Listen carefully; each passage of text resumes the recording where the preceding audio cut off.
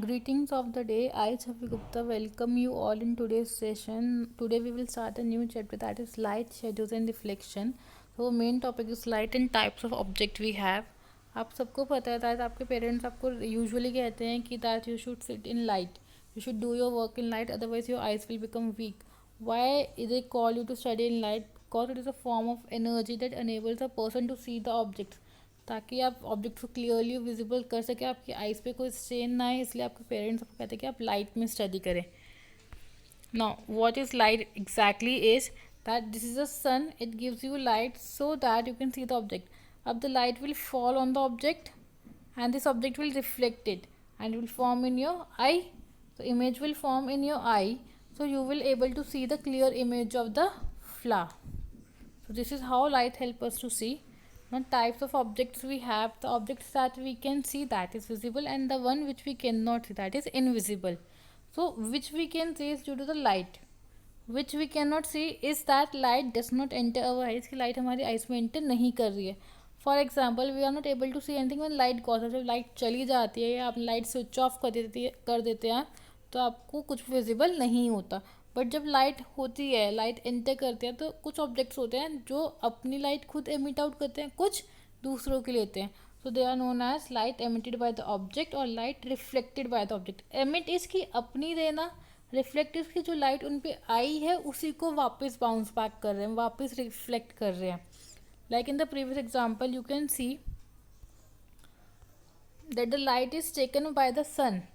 The flower has taken the light from the sun and it is reflecting. ये यहाँ से अपनी light रे रिफ्लेक्ट करा so that the image can be formed in your eye. So this is reflection. So this is, just a minute, this is reflected light and this is emitted, कि सन ने light emit करी है, अपनी दी है. Now so we have types of objects, that is luminous objects and non-luminous. Luminous objects means those objects that emit light on their own, जो अपनी light खुद देते हैं. फॉर एग्जाम्पल सन हो गया, स्टार हो गया, लाइट बल्ब हो गए.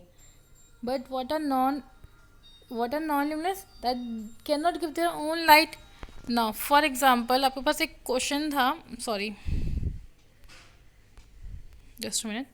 Now luminous objects are those that emit their own light. So in a living being we have a natural organism that emit its own light, जो अपनी light खुद देता है. कौन है वो? मैंने आपको डिपिक्शन दिखाई है पिक्चर में, बताइए कौन है. इट इज़ जुगनू. आप इसे कॉमनली क्या बोलते हैं? जुगनू.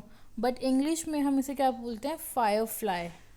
What we call it as firefly. So natural living being कौन सा है जो अपनी लाइट खुद एमिट आउट करता है? That is firefly. Now what are non luminous objects? Those objects that do not reflect light on their own, जो light को रिफ्लेक्ट नहीं करते हैं. Example wood, plastic, metal. Means अपनी लाइट तो है ही नहीं है, साथ में लाइट को रिफ्लेक्ट नहीं करते हैं. Some examples are here, that is luminous like bulb, sun, torch. Now non-luminous is trees, shoes, animals. इनकी कोई अपनी लाइट नहीं होती है. Now what we have studied is light, luminous objects and non-luminous objects. That's all for today. Thank you.